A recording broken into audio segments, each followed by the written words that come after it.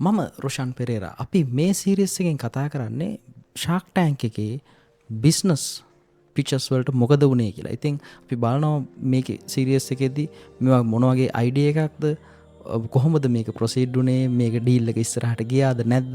ඉතින් අන්තිමේට මේක දැන් මේ වෙනකොට පිච් කරපු අවුරුද්දේ ඉතින් මේ වෙනකොට කොච්චර net worth එකක් තියෙන කම්පැනි එකක්ද කියන එක අපි මේ සීරීස් එකේදී කතා කරනවා. ඉතින් මේ සීරීස් එක කරන්න මට මේන්ම අයිඩියා එක ආවේ මෙන්න මේ ෂෝට් එකේ. ලංකාවේ බිස්නස් එකක් පටන් ගන්නවා කියන එක ලේසි නෑ. It's hard, right? Because you start a business to solve a problem, no? හරි? ලංකාවේ මොනවද බිස්නස් කියලා පටන් ගන්නෙ? clothing store.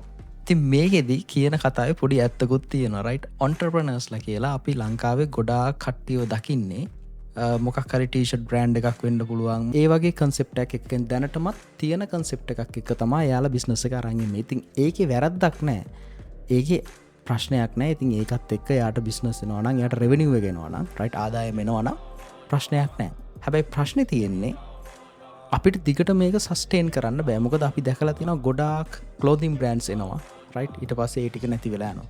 ඉතින් ඒ නිසා තමයි මම මේ සීරීස් එක ගෙනාවේ. අපිට කොහොමද අපිට තියෙන ප්‍රශ්නයක් වෙන්න පුළුවන්, වෙන කෙනෙකුට තියෙන ප්‍රශ්නයක් වෙන්න පුළුවන්, කොහොමද අපි ඒක සෝල්ව් කරන්නේ, රයිට්. එතකොට ඒක අපි කොහොමද බිස්නස් එකක් විදියට ගන්නෙ කියන එක. මම එතකොට මේ කේස් ස්ටඩීස් ඔක්කොම වගේ අරන් තියෙන්නේ ඒක කවර් වෙන විදියට. ඉතින් අපි බලමු කොහොමද අපිට මේ ෂාක් ටැන්ක් සීරීස් එකෙන් අපේ ජීවිතයට ගන්න තියෙන දේවල් මොනවද කියලා මේ සීරීස් එක ඇතුලේ.